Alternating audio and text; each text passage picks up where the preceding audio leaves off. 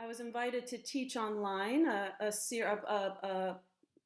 4-week playback theater training online as part of another network. And I was very resistant at first and just sort of shell shocked and quite um, certain that this wasn't going to work out, that we'd have to wait a year or whatever it would be before we could resume our practice together. Um, but I'll just say on the other side of this sort of bizarre journey this spring and summer, I think it really works. I think it works well. It's different. I call this playback practice online an adaptation of playback, of the original form.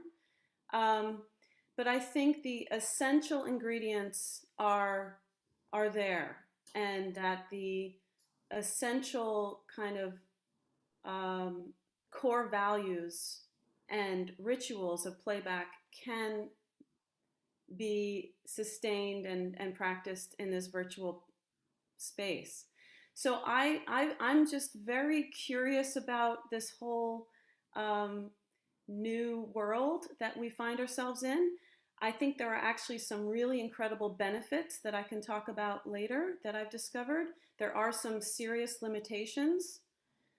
But overall, in terms of playback practice, in terms of playback performance, and in terms of playback training, it's working. It may be a placeholder, it may be a substitute while we kind of wait out this um, global health crisis, and during this time we can't travel and move around and gather.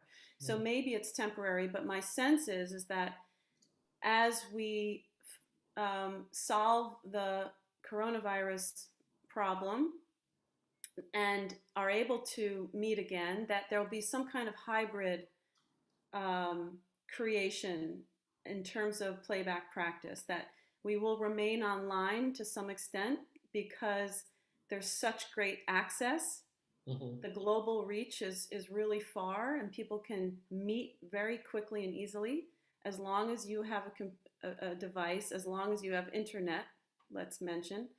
Um, uh, but of course, I don't want, and I hope that virtual playback, online playback, doesn't replace live embodied playback. Sure. So yeah, I think it's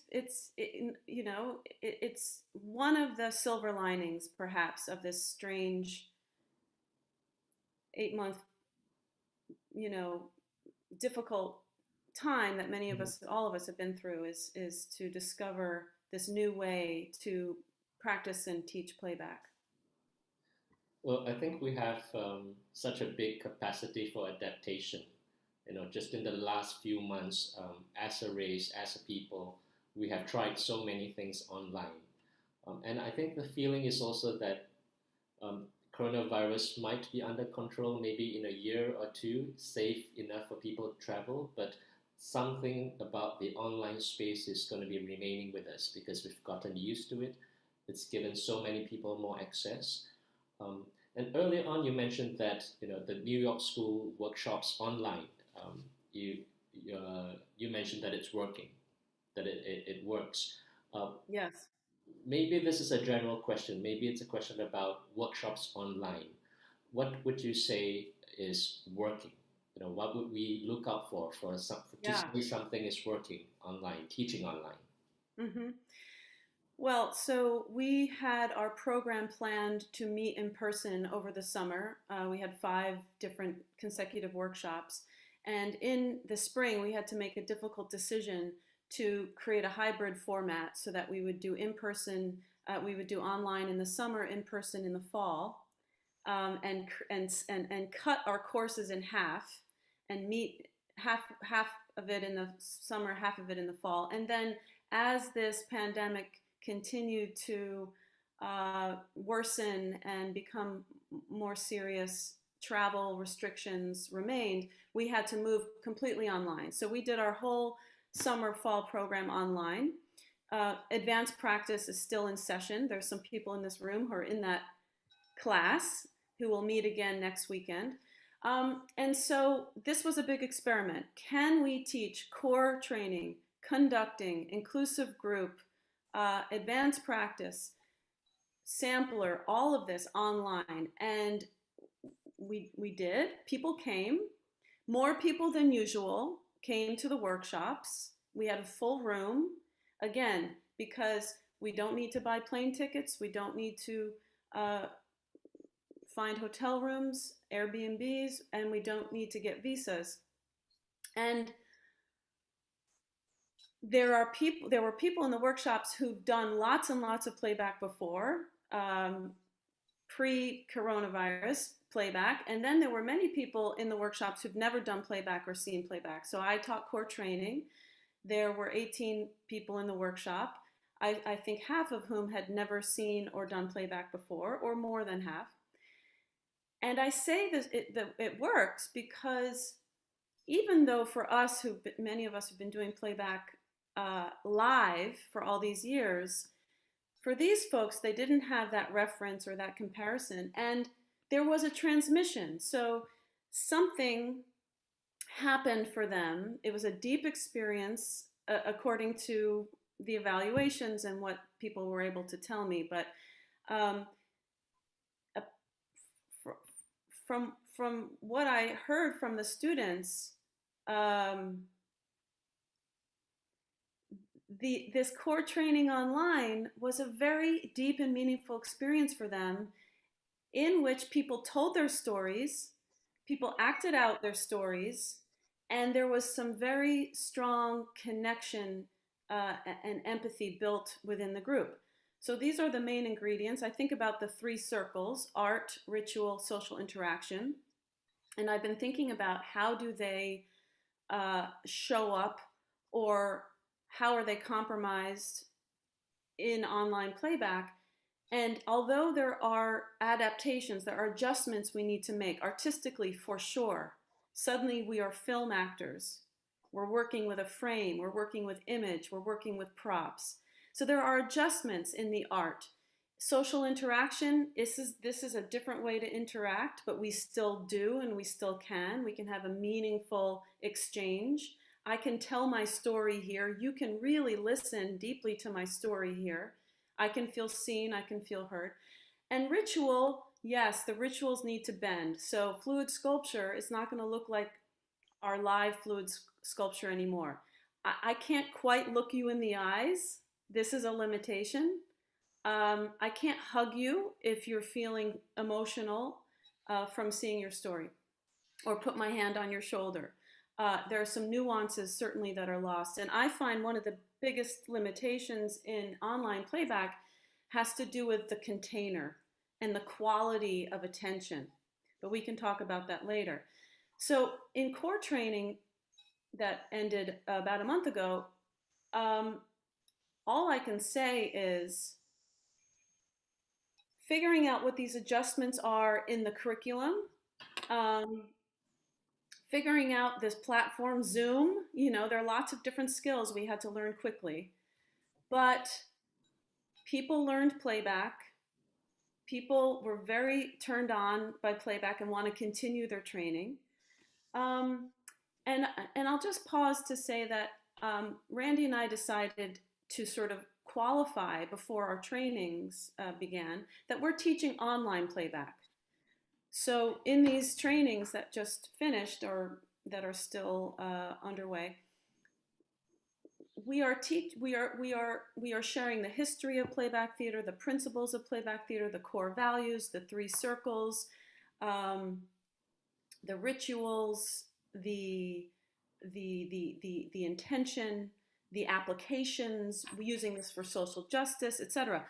But we are teaching online playback. So how do you conduct here online? It's a slightly different set of steps and stages, and the ritual is a little different. How do we act online? So let's just make that clear that training, playback training, online on Zoom, let's say, is uh, online playback training. That's what we're teaching. So um, I'm not entirely sure about this question. Where it's well, let me know if you understand the question. So, are you teaching with the idea that your students might at some point in time do physical face-to-face playback, but that in the workshop Yeah, they are using online I modes think of I have playback? that hope and that goal in mind all the time. That especially, let's say, with core training students, that this can serve as a way in, as a way into the house. But please go, when we can, uh, come to some in-person gatherings, whether that's a performance or another training. And so there's a lot of encouragement in that regard, that this works. It's what we have to do for right now, uh, but there are elements that are missing, and there are ways I think that we can kind of connect in an even deeper way when we're in person in the room. So Hmm. we encourage everybody that we've been meeting in these trainings to stay tuned and look forward to in-person gatherings in the future. And I should pause to say, Randy, that who you mentioned just now, is Randy Mulder, your co-director at the New York School, Yes. and he has also been teaching one of the courses online as well. Yep. He taught conducting this past August and October. Yeah. So just give us a sense of what are the topics that you have been that the school has been teaching online in the past few months. So we did a couple of samplers just for new people to kind of expose them to give them a taste of playback. We taught core training. We taught conducting the story, the group, and the event, inclusive group, advanced practice, and then we'll be offering music, core again, and conducting again, and promoting social justice through playback theater in the winter. So that's almost the entire curriculum up to level three, all the way up to level three. And I heard you mention some of the things that you were introducing in core training. It pretty much sounded like everything that you would teach in a face-to-face workshop, anyways. So something like conducting. I mean, I know Randy taught that, but maybe you would have some idea. Um, is it important? Should we, teach somebody which is the right chair, for example, the conductor chair and the teller's chair, if we are doing this online? Something as Yeah, it's an interesting question. I so I taught conducting in a few of these workshops. I didn't. I will be teaching it in February, but so I'm not sure what Randy did, but I show a picture of the playback stage. I mention the teller's chair, but I don't teach. No, I mean, like for instance, in conducting, you teach the swivel. How do you stay open to the teller but bring the story out to the audience? Mhm. So those things aren't relevant here. So we're teaching something different. So how do you scan through the pages to see the tellers? How do you choose the next teller? Um, how do you kind of tune in to the emotional state of the teller here in the screen when someone's 2 inches big? Um, how do you, even it's just the dials of the turning the camera on and off and keeping that flow and holding the whole room. And so it's a different, yeah, as I said, we've been teaching online conducting, online acting, online playback. However, always mentioning the original, mentioning some of these features of the in-person practice. Hmm. Yep.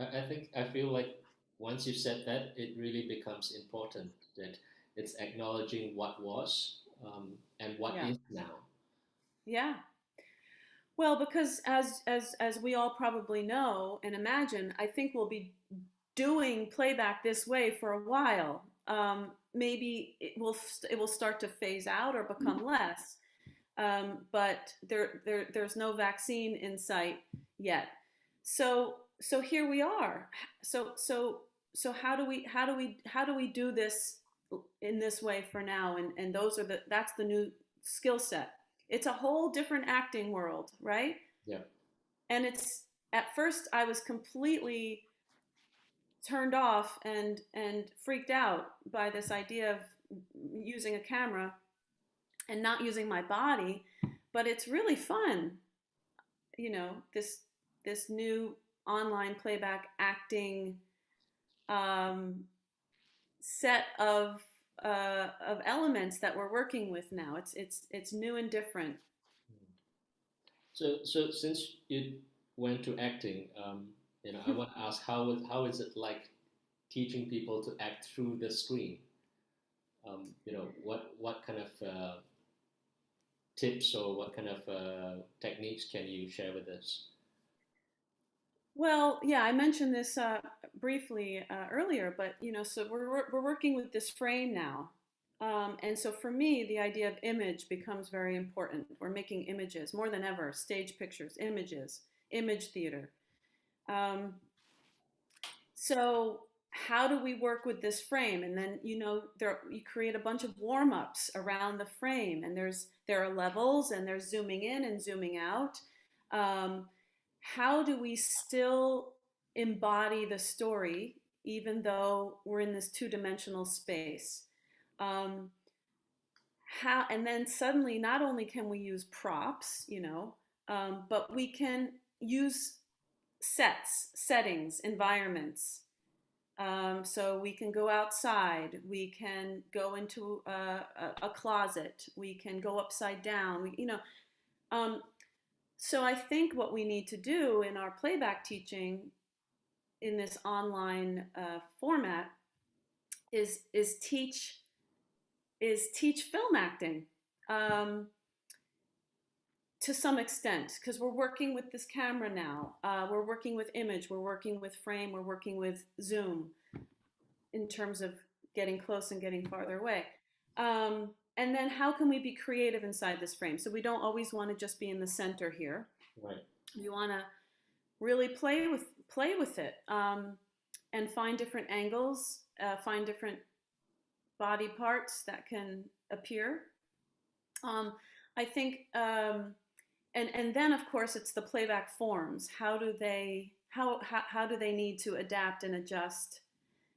So not only are we playing with image and frame, but suddenly how can we work with each other, the others in their frames? And it becomes very visual, right? So we're not sort of sensing each other on stage. We can use all our senses, and here it's really kind of audio, but a lot of visual, sensory work. Um, I find one of the big limitations with online playback is interaction, right? In terms of acting, how do we do our scene work? How do we create dialogue? Of course, sound is a big challenge on Zoom, simultaneous sound. We have music in playback. It's such an important element. How does the musician show up in online playback? How can we still hear the actors? Mm. So, we can't face each other. If it's a two-person scene in a story, uh, you have to be very creative, Right. um, and sensitive. Right. So, I mean, on the screen, I guess it's really about exploring then composition, even in the workshops, just trying things out, what Yes. works on the Yep. screen. Um, you mentioned the form, so I want to go to rituals next, but could you just kind of share what does it mean for something to work in terms of acting on the screen? One or two Mhm. words or a sentence. Mhm. Well, I think of those three circles again. So hopefully, artistically, whatever happened was interesting and compelling and aesthetically pleasing.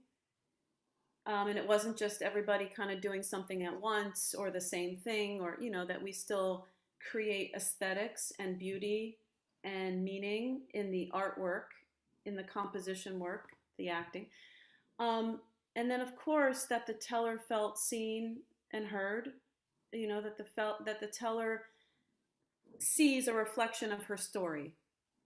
I think that makes whatever form you're doing or whatever adaptation of the form you're doing successful. Right. So it's a new skill, like you mentioned.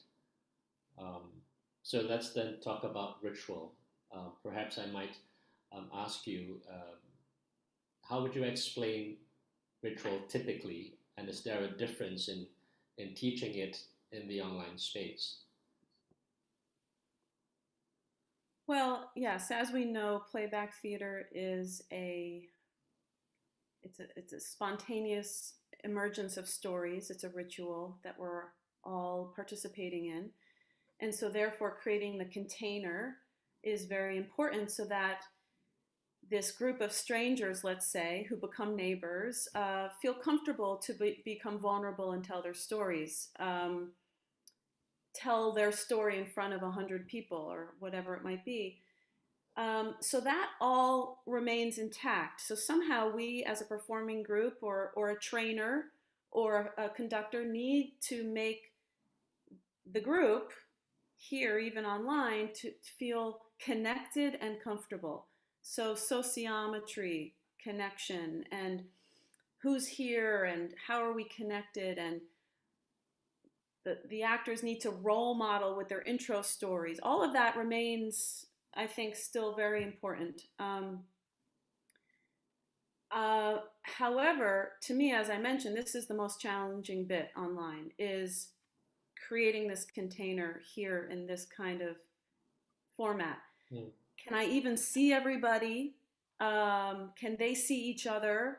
Are they checking their phone the whole time? Um, Again, quality of attention. So if we're all in the room participating in a theatrical event, there's a charge in the space, a charge of energy, and we are engaged, and we'll see you if you take a phone call in the middle of a story. Online, there's a lot more distraction. We're at our homes. There's life. There's a knock on the door. Someone needs you. Um, so I find that somehow um, two things remain true at the same time. We need to create the container. I've been doing some very sort of big playback theater performances recently for big clients, let's say, who want to do diversity, equity, inclusion work. These are big companies, international companies who've hired playback to do this work, and so it's very important to create that sense of container for these people who've never even seen or done playback or anything like this before. So it's been a big challenge, but we're figuring it out and it's working. So on the one hand, this container is very, very important. On the other hand, I've had to kind of, it's become looser somehow, so that if someone's going to turn their camera off and sort of get up in the middle of the thing, that has to be okay. Or if someone keeps losing internet connection and coming in and coming out, that has to be okay. Or if we're in the middle of a story and an audience member pops up on the screen for a moment and we see, it has to be okay. In the middle of a training, if someone has to come 2 hours late because their child, that has to be okay. So I've had to sort of uh, let that ritual become a little bit looser. Um, but for me, when I talk about ritual and playback theater, typically that it also has to do with the catharsis and the transformation that comes through telling and seeing our stories, and that, if done right and done well, remains intact. It's happening. People are seeing their story and feeling moved and feeling lighter and feeling held and feeling connected. So I'm very, very pleased about that. Wonderful. Um, you know, I've watched several shows online, and some I have to say have really touched me to the core, and also made me feel very very vulnerable. And I Yes. realized that it's also because the actor is looking me right in the face. Mm. So So we don't really encourage that in a face-to-face context. But now Right. with online performance, everybody's looking the teller in the eyes, and it's just a different dynamic. Yeah, that's Um, true. yeah, so it really is a new world that we're discovering. Um, I guess to some extent we are trying so many things out in terms of teaching, um, and you know we don't know what the next few years are gonna be like. As you were sharing, I suddenly started imagining somebody coming to a face-to-face workshop and not knowing what to do, even though they've attended all these online classes, and Yeah. it may very well happen. Yeah. Yeah. Just as you were saying that, a thought occurred to me, which is that let's say in 2 years, when we're past this virus, hopefully not on to the next one yet, it may be, I imagine what will emerge is there are going to be two, um, two variations of this technique. There'll be the in person playback practice, there'll be the online playback practice. And it is a different skill set. There are many of the same skills, and then there are different skills that are needed for both. And so, once again, our world expands and it becomes bigger for more people and more different people from around the world to practice playback, to perform playback in person and or online. So the field just gets wider. So coming back to the teaching online part, we in the curriculum we do have recommended hours per workshop, but online it's incredibly tough. Oh, It's this is a hard big on the body, the mind, the eyes. Um, are the hours the same for what your school has done? uh, What's been the yeah, format like? that's that's been a tricky kind of formula to figure out, but the answer is no. We're doing a few fewer hours in our core training and our because again it is quite different, and it is quite taxing and exhausting to be here doing in front of our computers for 6 hours. So for advanced practice, I know Linda in this room right now is in it, and so she can talk about it. But advanced practice, they've been going 6 hours. They just did 6 hours for 3 days in a row, and they'll do two more next weekend. And there's a lunch break in there, but that's almost all day online. Now, we're get I imagine, we're getting up, we're moving around. It's not like we're sitting there in a in-person talkie meeting. Hmm. We are acting, we are doing theater. However, it's a lot of screen time. So, for our online training program, which we are continuing through the spring at least, we have had to kind of, again, loosen up in that way in terms of the hours, the required hours. It's like one online contact hour equals 1.5 in-person hours kind of thing. Right. It's not exactly that formula, but we've shaved off a few hours for the trainings just so that it's feasible for people. The other thing is that these trainings, like a lot of these gatherings that we're having, are extremely international, beautifully international. People are showing up to these trainings from 8, 9, 10, 15 different countries, which is really rich and wonderful. And with that comes time zones, as you know, because you were part of inclusive group and you were participating in inclusive group in the middle of the night. So to that extent as well, we want to welcome everybody, and we're trying to figure out what's the sweet spot to catch Europeans and Asians and people from the East Coast and the West Coast and South America and everywhere. But we need to be considerate, and we can't go past 3 p.m., let's say, because then all of our Asian colleagues and friends can't come. So there's a lot of those kinds of considerations. Right. So something just popped into my mind, which is that, like you mentioned, anybody can attend any class now anywhere if they're willing to stay up and accommodate. Which also means, in some way, there might be less relevance for particular schools because there is demand, there is supply, and we can go anywhere now. It's a comment. There's no question there. It's just something that's popped into my mind. Um, so we had our audience send in several questions as they registered, and I'm just looking at a few of them. Yeah, there were some Um, great questions. really great questions. Mm, So let's start with a semi-easy one. okay. I'm looking at what are don'ts for teachers of playback theatre? What are what? Don'ts, Don'ts? like do nots. Oh, don'ts. Yeah, but maybe let's put that in. So I think let's think about this in a different way. Were there habits about of your teaching that you've had to change for the online platform? Oh, yeah. I'm, yeah, a lot. So Um, share with us a couple.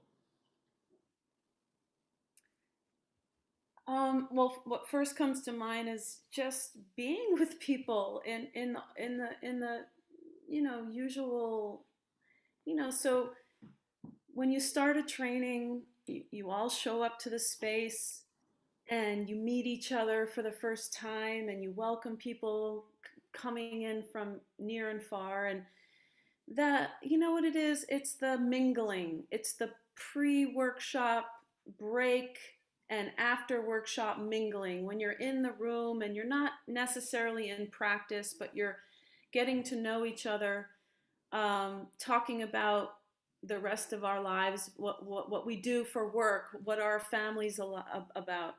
um, so I miss that part. I miss that part, and so I think to that end, I think we're, especially when we're meeting people for the first time, we're getting to know people a bit less than usual. Meaning, when we're in person, the relationship building is is deeper. So I miss that. As a dancer mover person, but the physical aspect of playback theater to some degree is compromised, again, because we're in this two-dimensional format. So I really miss all of the exercises where we're, you know, um, using our bodies together. Hmm.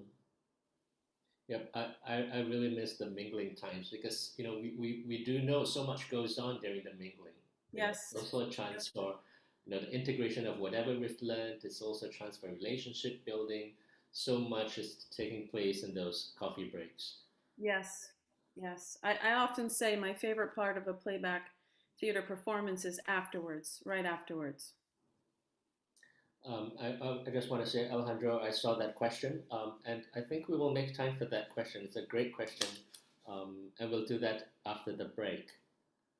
So maybe one or two questions. So give us an idea of the kind of forms that you are using in your online Okay. workshops. So we, Okay. we we do have short forms and then the long forms, but what has it been like for the online platform? Yeah, yeah, that's a nice practical question. Um, so I've been using, like a fluid sculpture. I call it Zoom sculpture, but I know that's kind of specific to Zoom, and not everybody's doing their online playback on Zoom. But I call it Zoom sculpture, and it's similar to a fluid sculpture, but it's different. um, I've been doing pairs. They work quite well. Just two people. Da da da da da da da. I've been doing Tableau, which I think works well on Zoom or on online because it's image, image, image. Um, I started doing narrative V and I kind of shied away from it because unison movement is quite tricky if you don't have the same settings, and mirroring each other is hard. Um, I do full stories. I do full playback theater stories, and again, the ritual, the steps of the ritual are different, Hmm. but it works. It you know, um, it's a full long form. Um, oh, and three part. I do three-part story. I think that works obviously very well because it's sort of solo, solo, solo, I've been doing four. I've been doing four-part as well. Um, I'm experimenting a little bit with what we do in Big Apple called the beat, and the Hmm. beat is music, movement, and spoken word. So those would be the main forms that I've been using. Right. And So I know there are many others. I know voicemail and Foursquare, and I know there are many others. Yeah, yep, there's so many creative and innovative forms right now. yeah, And I guess, out of all the performances that I've been watching, those that really worked are really yeah, sticking to the ritual, the short forms, swift, yeah, sharp, and then going on to the longer stories. yeah, So I guess that's really important, even in the online, even more important in the online platform, to impart to our students. yeah. One last question before we take a break. Ethics. Ah, ah, So at least in core training, we talk about the ethics of playback theater, but now that we're teaching it online, then there are also ethics of doing playback online to think oh. about. Could you share something about that? It's it's sort of a fresh topic for me, meaning I've been thinking about it, or I've referred to it, but I haven't really um, dug deep there yet. I haven't concluded anything yet. I feel like as we progress and move forward with this new adaptation of playback theater, ethical concerns are certainly going to come up, and they already are. So, one perk of Zoom playback, we can videotape so easily. There's the camera. We don't need a videographer. We don't need to pay anybody. The show, the training is taped. But then what can we do with this videotape? Um, people are using it. Again, still with photos and our image, and how can we put people's images out there? Um, one interesting uh, element or area to look at in terms of ethics. I think it's ethics, but so we use breakout rooms a lot, Mhm. right? In the trainings, in performances as well, and these breakout rooms are kind of like in the void. They are unmonitored. People are just sort of sent off, transported into some virtual space together. And a couple times, some funky things have happened in breakout rooms. Um, Most of the time, things are fine and people are following the instructions. But a few times in the trainings I've been doing, something untoward, something problematic happened in a breakout room. So that's something I'm thinking about, is how to address that, or how to keep that space really clear and safe. Right. Yep, I was just saying the other day to a friend that with breakout rooms, when we are all in the same room, even if we're doing small groups, we could walk around, we could see something's going on, and then we could go attend to it. But with Exactly, breakout rooms, exactly, we're not exactly, always there at the right time. exactly. Right. So when in a live training, when people get into small groups, we're all, as you just said, we're all still in the room, and the facilitator has her eye out and can see if there's some issue. But these online breakout rooms are very sort of private and uh, um, and We're unmonitored. unmonitored. Yeah, yeah, Well, thank you so much. We've barely scraped the surface, but it's such a big topic. it is. It is time for a bio break. And then we'll be back for more questions from the audience. Recorded. At this point, So it does take finesse. It does take sensitivity. Um, it isn't easy, but neither is live version playback story. It's a complex form. Um, so the way I've been doing it is, let's see. I'm just gonna pin myself so I can. Okay, there. Oh no, I don't want to see myself. What am I doing? Hold on. I'm just gonna make sure I can see all of you. Okay. complications of Zoom. Yeah, I think it works. Yeah. So just quickly to run through the long form that I've been teaching is we as a performance team we stay on stage and the teller comes on stage. Everyone else becomes an audience, so that they would turn their camera off. So we do the interview. The teller tells their story, um, and then casts potentially. Who would you like to play you? The way I've been doing that is I don't think that you can repair. There are some people with the mic open. They should close it. Thank you.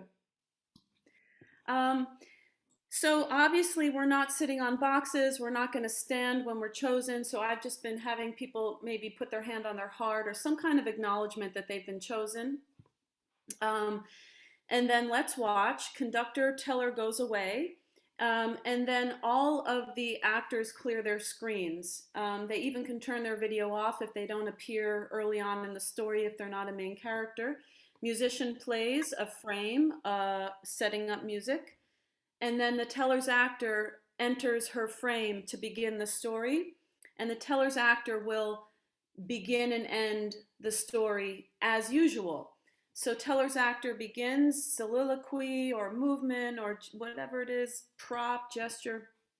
And then like a story, other actors will come in and out with extreme sensitivity because we can't have too much sound at the same time. We can't have too much image at the same time. So it's a dance.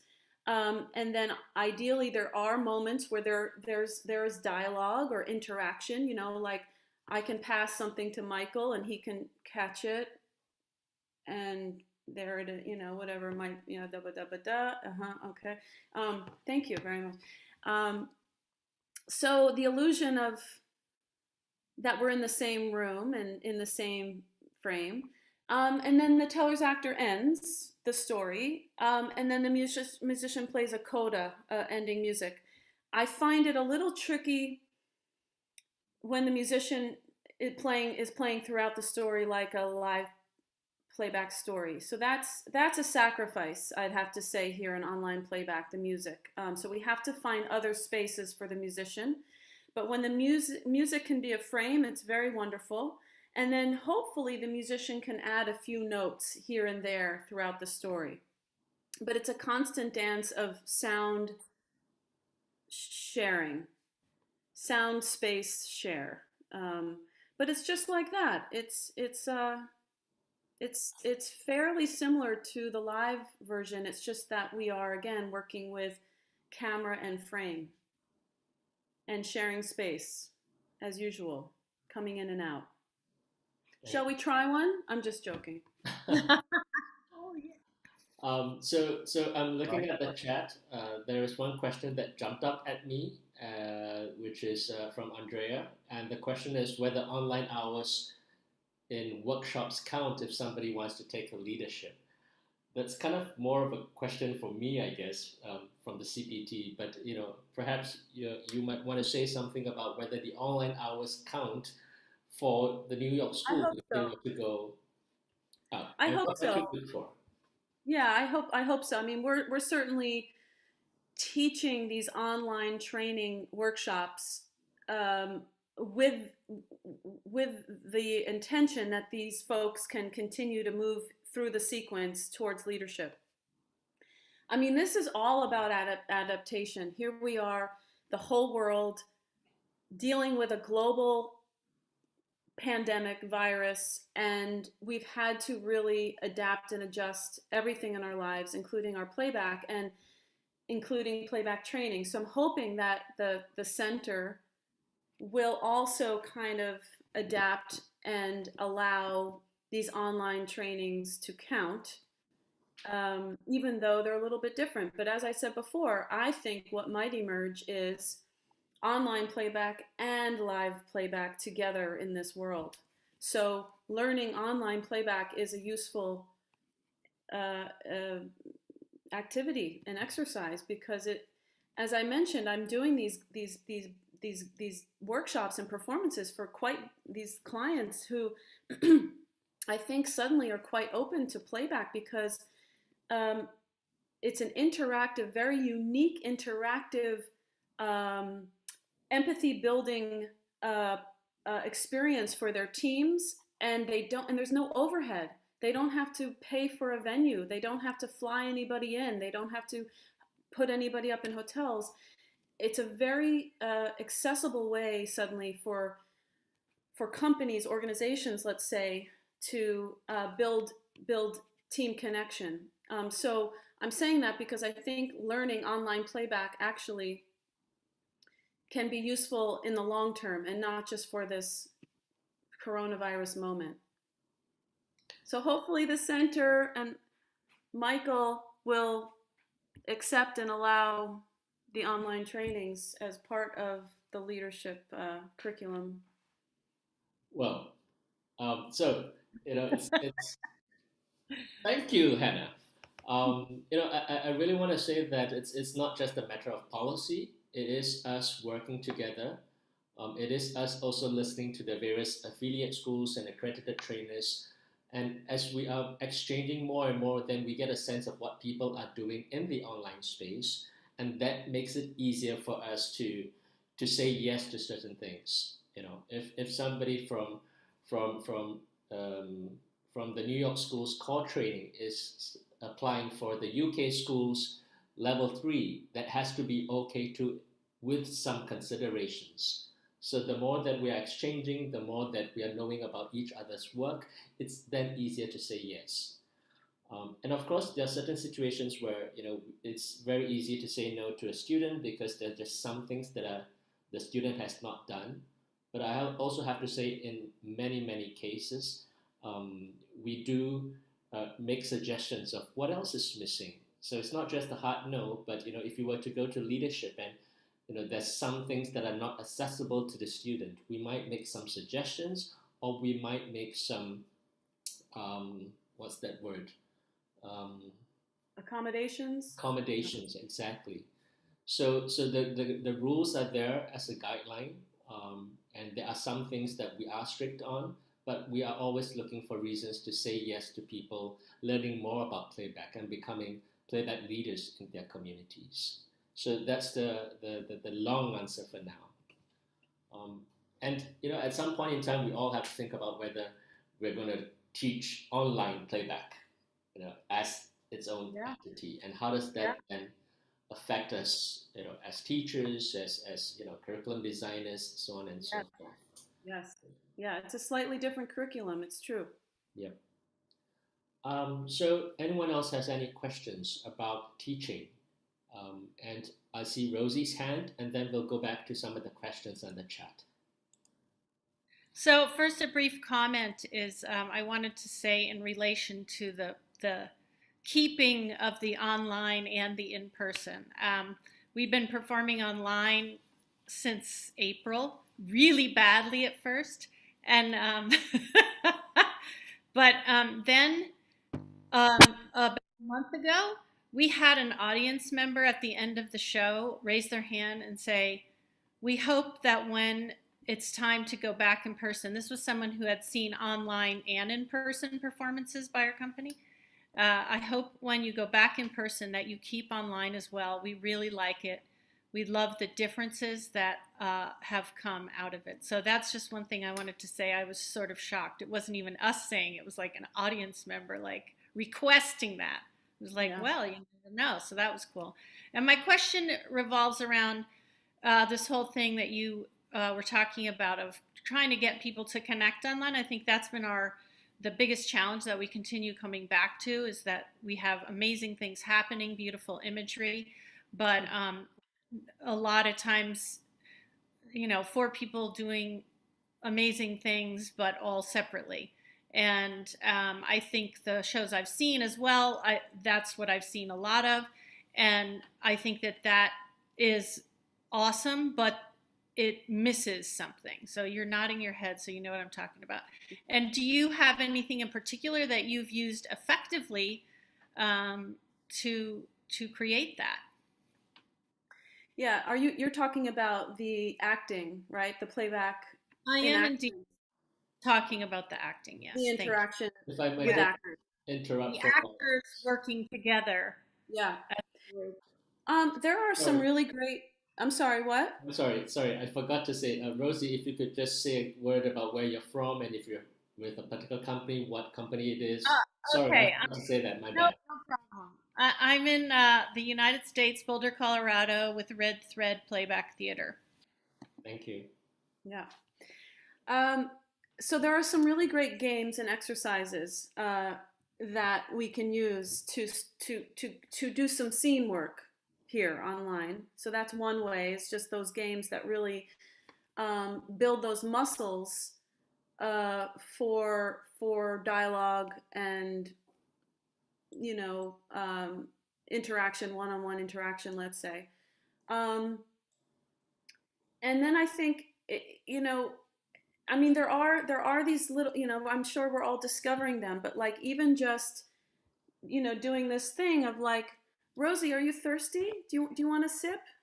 And then you have a cup. Yeah, there you go. So right there is a connection and an illusion that we are in the same space. And then I just think it's a matter of practice, practice, practice. Many of us here have been practicing playback with our companies or with whoever for a long time, and you refine your artistry together and your communication and awareness. And so I think here online also. So you guys have been working together online since April, and I imagine more and more.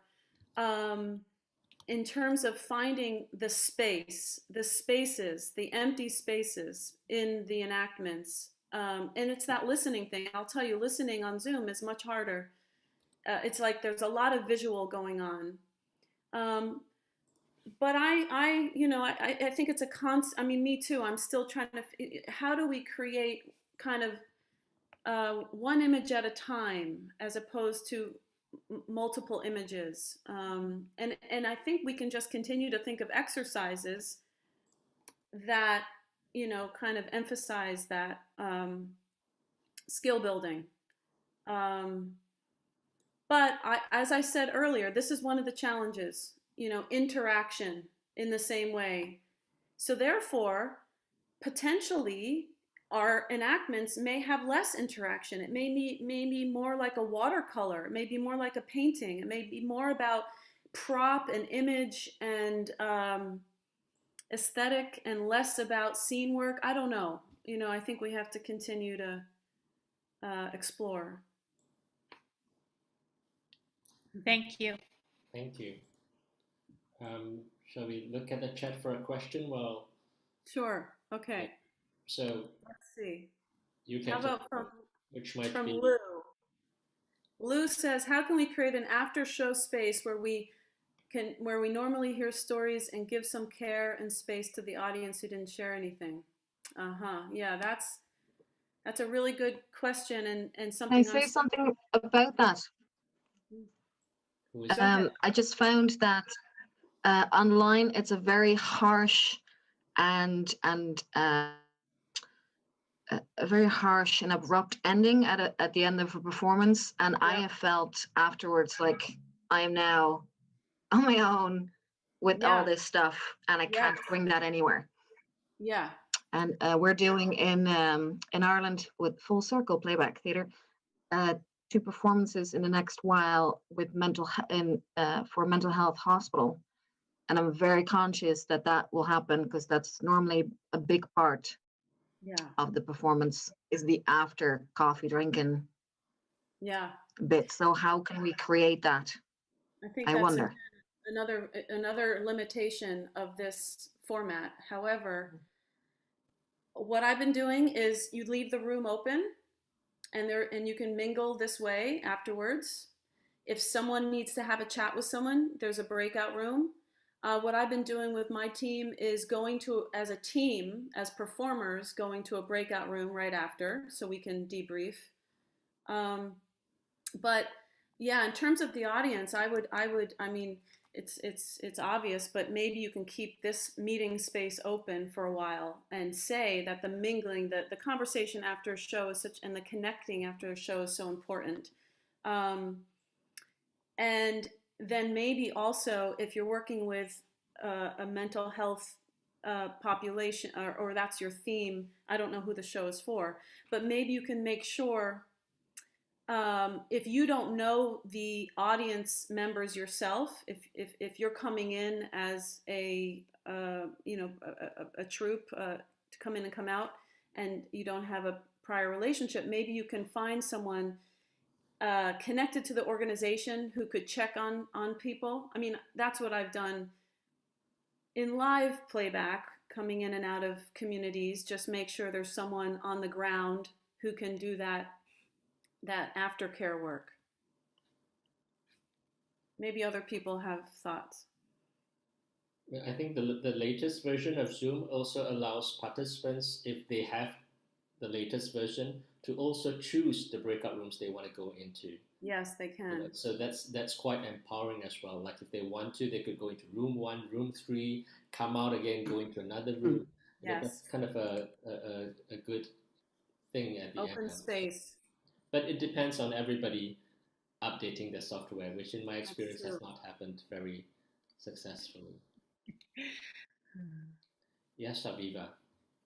I have a question that is related also to teaching abroad. It means also I have many cancellations, and it came up to teach on, and there is the question of the translation.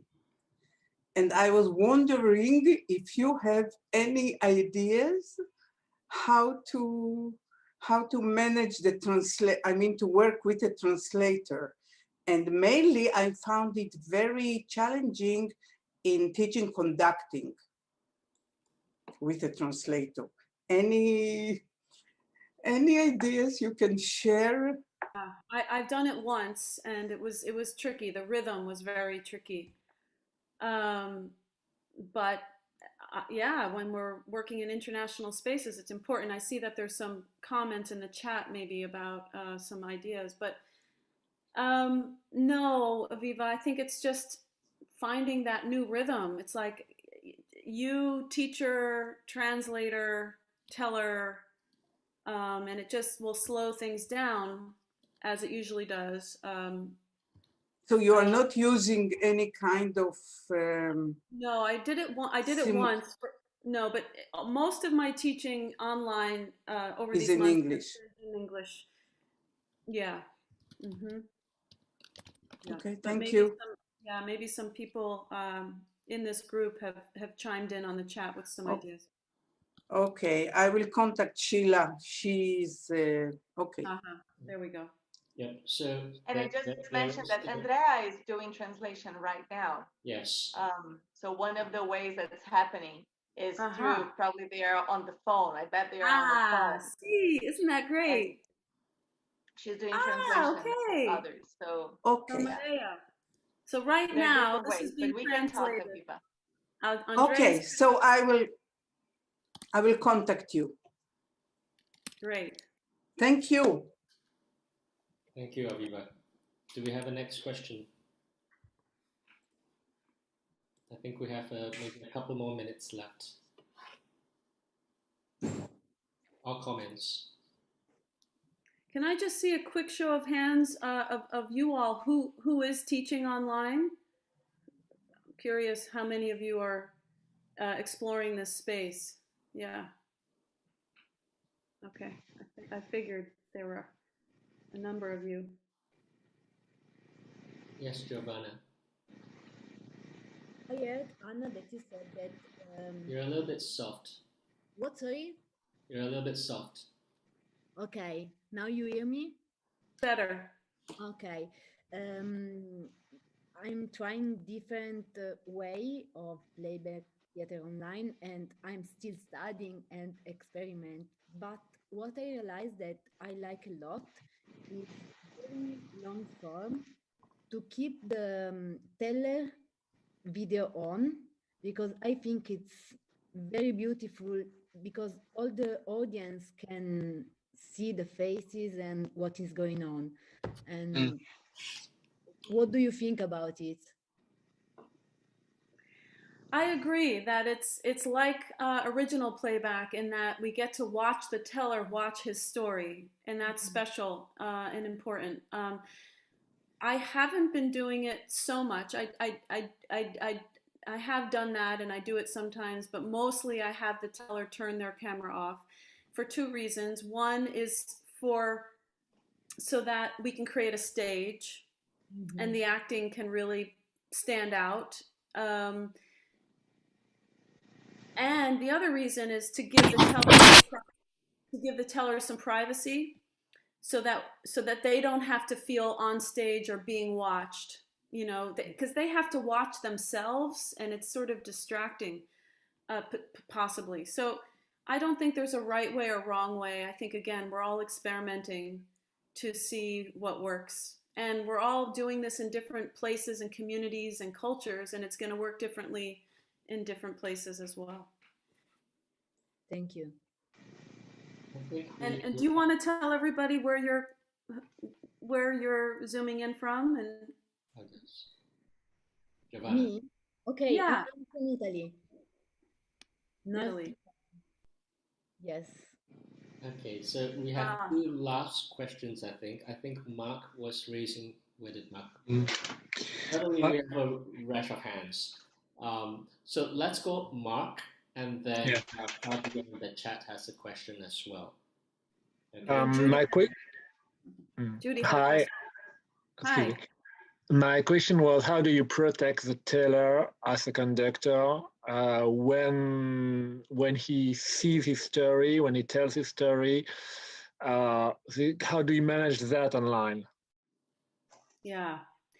You mean like if they become very emotional, or if something is not done well, or I think it's more challenging than usual, but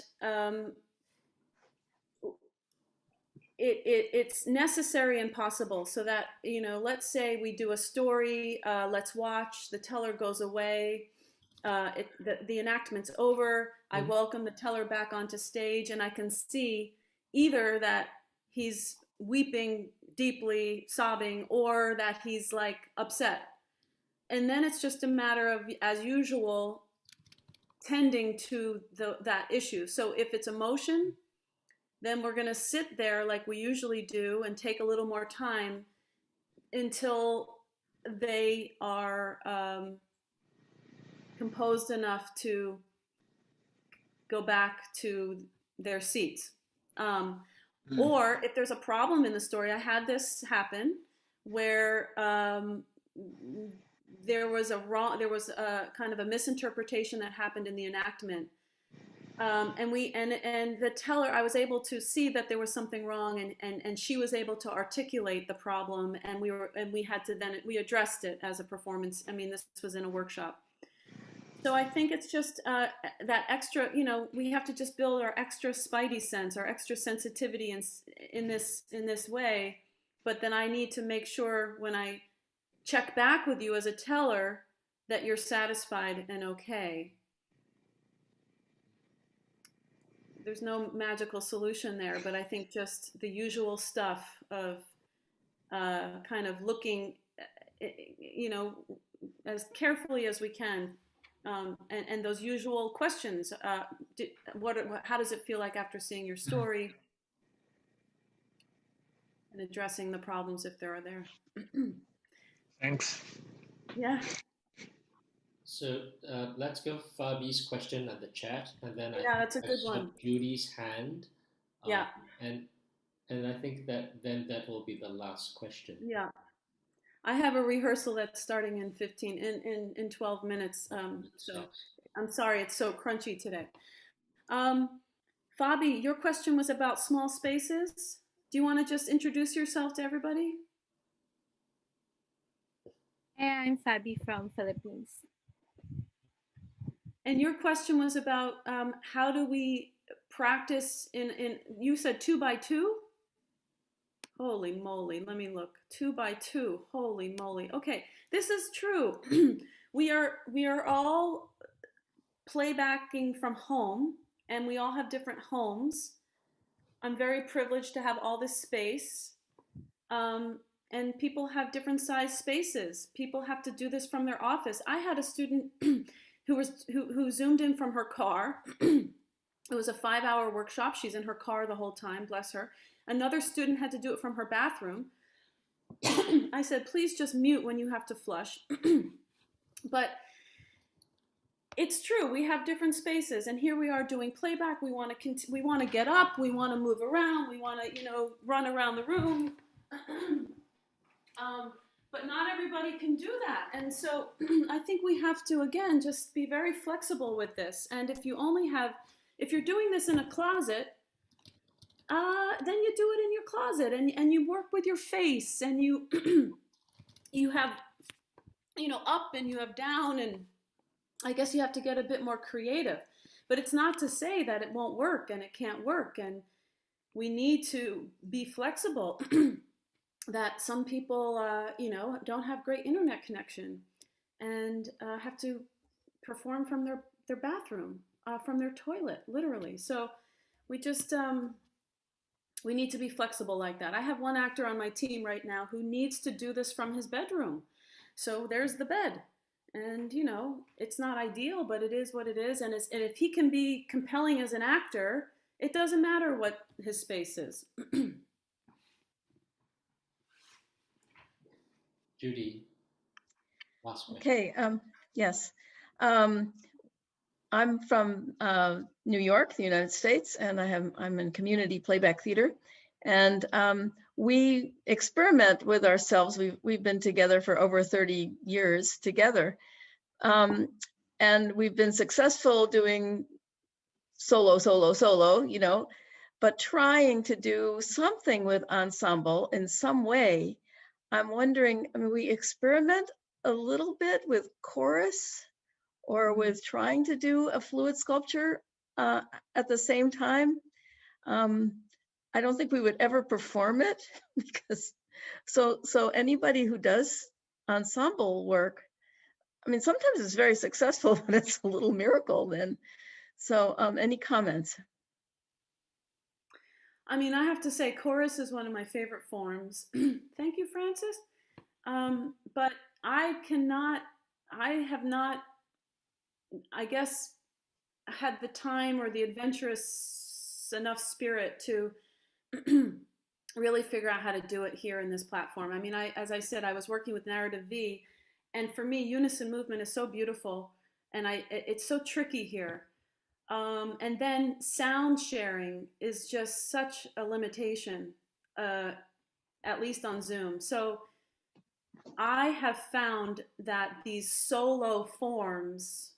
more solo forms are more effective. But let's keep exploring. Thank you. Thank you. I could speak to that a little bit. We have been using chorus and had some killer choruses, but like you said, it's different because you have to be looser in what I've experienced. I have to be looser in what that looks like. And we practiced a lot of mirroring first, which we've gotten pretty good at. And that really formed the basis of then moving on to being able to do chorus. And again, chorus is got a looser feel and a more interesting feel, and sometimes it's completely silent, and that's got its own cool thing. So I would say do it because it's really fun and awesome. And when it hits, people are blown away. We have all these people in our audience saying, "Are you guys texting each other to plan this out? Are you on a private chat to plan this out?" So I'm like, "We score! We did it! We did it!" You know. So. Cool. Good. Thank you. And Sheila too. Michael, I hope that somehow we can invite each other in this group to performances. Like, I'd love to see Rosie, tell us when you're performing, and everybody else. It'd be really neat to. Thank you. Yes, I think lots of us are involved. I mean, lots of us here are involved in performances and also workshops. If you are needing to be in contact with one another, please use the chat. Get in touch with me. I'll link you guys up. And the Facebook Around the World, Around the World, Playback Around the World Facebook group. Lots of things going on in there. Okay, so on that note, let's give Hannah some time to breathe and get ready for her next rehearsal. Maybe we'll try chorus. Thank you, Hannah. Thank you so much. It was great to see you all. Really, really wonderful. That is a highlight of my day, that I got to see all of your faces. Thank you. Hannah. Thank you, Hannah. Thank you, Michael. Happy teaching. Thank you, Michael. Thank you, everybody. We'll see each other at the next Playback in Conversation. Be well, take care. Thank Bye-bye. you. Hannah, I'll catch up with you. You go run off. Okay, thank you, Michael. Thank you. Bye, everybody. Bye. Bye-bye. Bye. Everybody.